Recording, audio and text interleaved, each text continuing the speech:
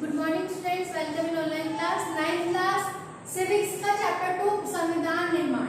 इसके पहले वाले चैप्टर में चैप्टर 1 में हमने लोकतंत्र के अर्थ के बारे में और लोकतंत्र के पक्ष और विपक्ष में तर्क पढ़े थे। आज हम पढ़ेंगे कि संविधान निर्माण, कि ऐसा क्या हुआ कि हमें संविधान निर्माण करना पड़ा या संविधान की हम लोगों को आवश्यकता होने लगी। किसके प्रारूप को तैयार करने के लिए किस तरह से हम लोग बाध्य हो गए या अब हमें एक स्वतंत्र संविधान चाहिए था। ठीक है, आइए हम पढ़ते हैं कि हमने पहले अध्याय में लोकतंत्र में लोक शासक जो लोग थे, जो शक्तिशाली लोग थे, वो मनमानी करने के लिए आजाद नहीं है। कुछ बुनियादी नियम हैं जिनका पालन नागरिकों और सरकार दोनों को ही करना होता था। कि कुछ ऐसे नियम बनाए गए थे जिन नियमों का पालन जनता भी करती थी और सरकार भी करती थी। ऐसे सभी नियमों का सम्मिलित रूप संविधान कहलाता है। देश का सर्वोच्च कानून होने की हैसियत से संविधान नागरिकों के अधिकार, सरकार की शक्ति और उसके कामकाज के तौर तरीके का निर्धारण करता है। इस अध्याय में हम लोकतंत्र के संवैधानिक स्वरूप, हमें संविधान की जरूरत क्यों होती है, संविधान कैसे बनते हैं, उन्हें कौन बनाता है, किस तरीके से बनाता है, कौन इनके मूल्य निर्धारित करता है या कौन इनके आयाम तय करता है या इनके आयाम क्या होते हैं, इन सब के बारे में हम इसके अध्याय में अध्ययन करेंगे। अब हम पढ़ते हैं दक्षिण अफ्रीका में लोकतांत्रिक संविधान। कि ये मैंने गोरों के प्रभुत्व के खिलाफ संघर्ष किया। यहाँ पे एक कथन बताया गया है जो किनके द्वारा कहा गया है, नेल्सन मंडेला के द्वारा कहा गया है कि मैंने गोरों के प्रभुत्व के खिलाफ संघर्ष किया और मैंने ही अश्वेतों के प्रभुत्व का विरोध किया। मैंने ऐसे लोकतांत्रिक और स्वतंत्र समाज की कामना की है जिसमें सभी लोग पूरे मेल जोल के साथ में रहें और सबको समान अवसर उपलब्ध हो। मैं इसी आदर्श के लिए जीवित रहना और इसे पाना चाहता हूँ। अगर जरूरत पड़ी तो इस आदर्श के लिए मैं अपनी जान देने को भी तैयार हूँ।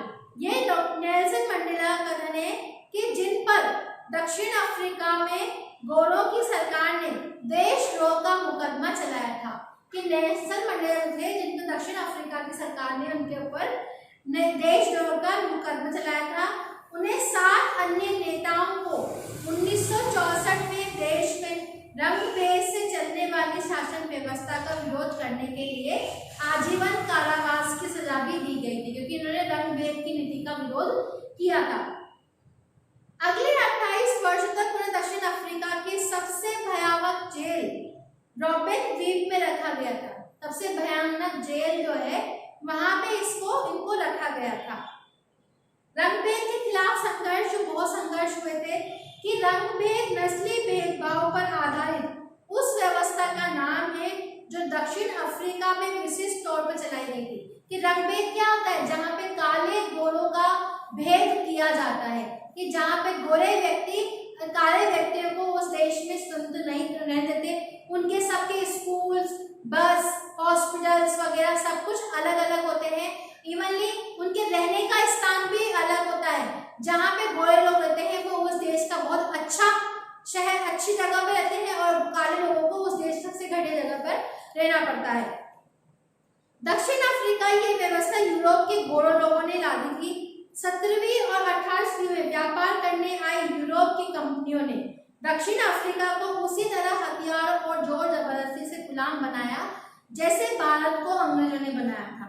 पर भारत से उलट काफी बड़ी संख्या में गोरे लोग दक्षिण अफ्रीका में बस गए और उन्होंने स्थानीय शासन को अपने हाथ में ले लिया। वहां पे गोरे लोगों की संख्या ज्यादा हो गई तो उन्होंने सब कुछ अपने हाथ में लेना शुरू कर दिया। रंग-भेद की नीति ने राजनीति के लोगों को उनकी चमड़ी के रंग के आधार पर बांट दिया। उनके रंग के आधार पर अब राजनीति का भी विभाजन होने लगा। दक्षिण अफ्रीका के स्थानीय लोगों को चमड़ी का रंग काला होता है।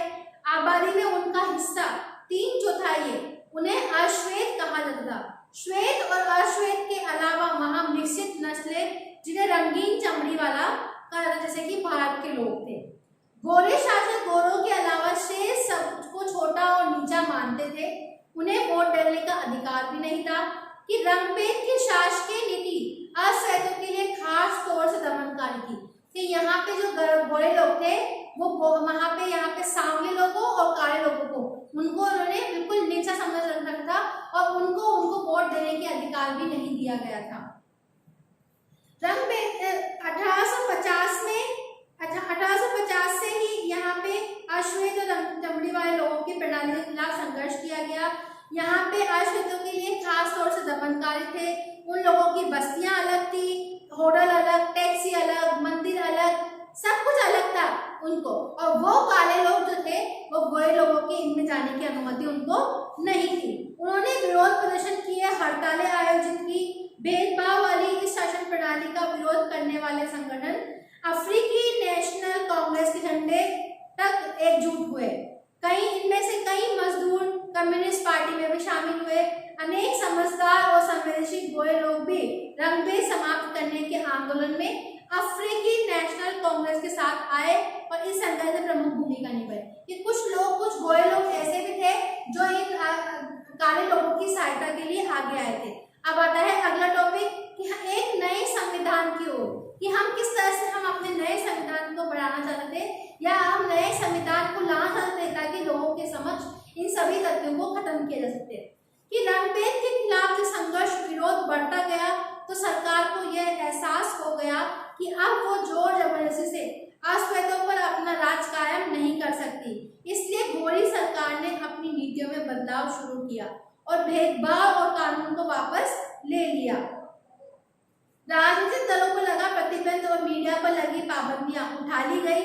28 वर्ष तक जेल में कैद रहने के बाद नेल्सन मंडेला को आजाद कर दिया। आखिरकार 26 अप्रैल 1994 की मध्य रात्रि को दक्षिण अफ्रीका गणराज्य का नया झंडा लहरा गया और यह दुनिया का एक नया लोकतांत्रिक देश भी बन गया। रंगभेद शासन व्यवस्था समाप्त हुई। सभी नस्ल के लोग मिलीजुली सरकार का गठन का रास्ता खुला कि यहाँ पे अब एक सरकार नहीं होगी। इट मीन्स यहाँ पे राजतंत्रात्मक खत्म हो जाएगा। अब यहाँ पे हमारे द्वारा मिलीजुली सरकार गठन होगा जिसके जनता चुनाव करेगी और अपने हितों को ध्यान में रखेगी। दक्षिण अफ्रीका के राष्ट्रपति नेल्सन मंडेला के मुंह से ये जाने कि हमने वहां पे कि ऐतिहासिक रूप से एक दूसरे से दुश्मन रहे दो समूह रंगभेद वाली शासन व्यवस्था की जगह शांतिपूर्ण ढंग से लोकतांत्रिक व्यवस्था अपनाने पर सहमत हो गए, क्योंकि दोनों को एक दूसरे की बलनसाहत पर भरोसा था और वो इसे मानने को भी तैयार थे। नए लोकतांत्रिक दक्षिण अफ्रीका के उदय के साथ ही अस्वस्थ काले नेताओं ने अश्वेत समाज से आग्रह किया कि सत्ता में रहते हुए गोरे लोगों ने जो जुर्म किए थे उन्हें वह भूल जाए और गोरे लोगों को माफ कर दिया जाए। उन्होंने ये भी कहा कि अभी नस्लों का, स्त्री पुरुषों की समानता, लोकतांत्रिक मूल्यों, सामाजिक न्याय और मानवाधिकारों पर आधारित दक्षिण अफ्रीका का निर्माण भी करना है। एक पार्टी ने दूसरी पार्टी के लोगों को लड़ाई के लिए जब प्रेशराइज किया था, अब संविधान के निर्माण में दोनों ही पार्टी एक साथ में बैठने लग गई थी। 2 वर्षों की चर्चा और बहस के बाद उन्होंने जो संविधान बनाया, वैसे अच्छा संविधान दुनिया में कभी नहीं बना था। इस संविधान में नागरिकों को जितने व्यापक अधिकार दिए गए थे उतने दुनिया के किसी भी संविधान ने नहीं दिए थे। कि 2 वर्ष की बैठक के बाद में यहाँ पे इतना अच्छा संविधान बना कि ऐसा संविधान पूरी दुनिया में कहीं नहीं था। साथ ही उन्होंने ये फैसला भी किया कि मुश्किल मामलों के समाधान की कोशिश में किसी को भी अलग नहीं किया जाएगा और न ही किसी को बुरा या दुष्ट मानकर बर्ताव किया जाएगा। इस बात पर भी सहमति बनी कि पहले जिसने चाहे जो कुछ किया हो, लेकिन अब हर समस्या का समाधान सबकी भागीदारी से होगा।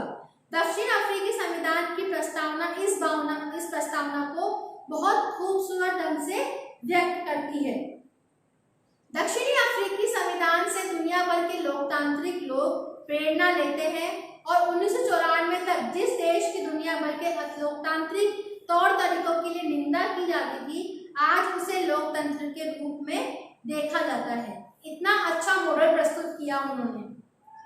दक्षिणी अफ्रीकी लोगों के द्वारा साथ रहने, साथ काम करने के दृढ़ निश्चय और पुराने कड़वे अनुभवों के आगे इंद्रधनुषी समाज बनाने के लिए कि इंद्रधनुष में जिस तरह से सारे रंग एक साथ मिले हुए थे ना, तो सब मिलकर वहां पे अपनी अपनी भागीदारी निभाने लगे और अपने कर्तव्यों का पालन करने लगे। अब अगला टॉपिक आता है कि हमें संविधान की जरूरत क्यों पड़ी, कि किस कारणों से हमें संविधान की जरूरत पड़ी, कि हमें एक संविधान की जरूरत क्यों है और संविधान क्या करता है।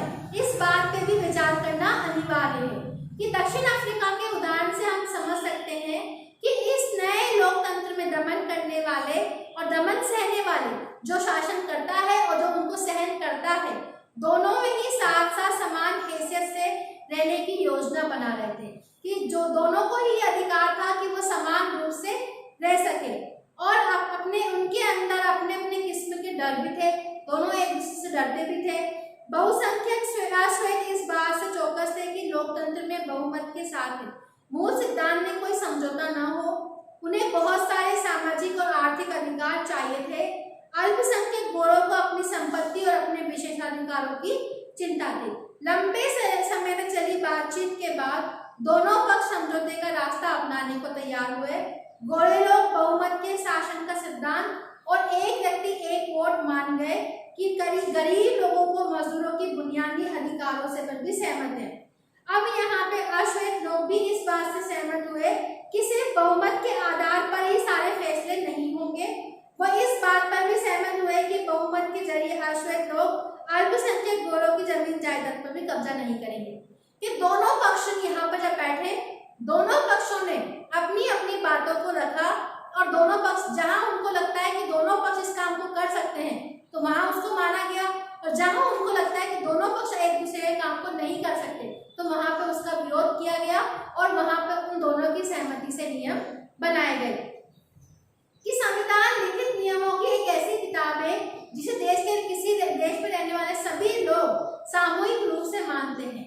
संविधान सर्वोच्च कानून है जिसमें किसी भी क्षेत्र में रहने वाले लोगों के बीच आपसी संबंध तय होने के साथ साथ लोगों और सरकारों के बीच संबंध भी तय होते हैं।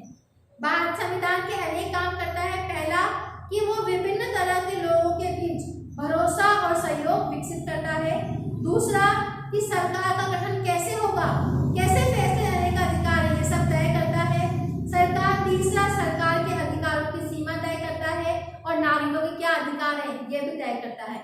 चौथा, कि ये अच्छे समाज के गठन के लिए लोगों की आकांक्षाओं को भी व्यक्त करता है। जिन देशों में संविधान है वे सभी लोकतांत्रिक शासन वाला हो ये भी जरूरी नहीं है, लेकिन देशों में लोकतांत्रिक शासन है वहाँ संविधान का होना बहुत जरूरी है। कि चाहे वहाँ संविधान हो लेकिन वो देश लोकतांत्रिक हो ऐसा जरूरी नहीं है, लेकिन जो देश लोकतांत्रिक है वहाँ पर संविधान का होना अनिवार्य है, क्योंकि वहाँ पर सभी जनता के कर्तव्यों को ध्यान में रखते हुए वहाँ पे निर्णय लिए जाते हैं और उन निर्णयों को पूरा करना हमारी सरकार का दायित्व होता है। आपको यहाँ तक समझ में आ गया होगा।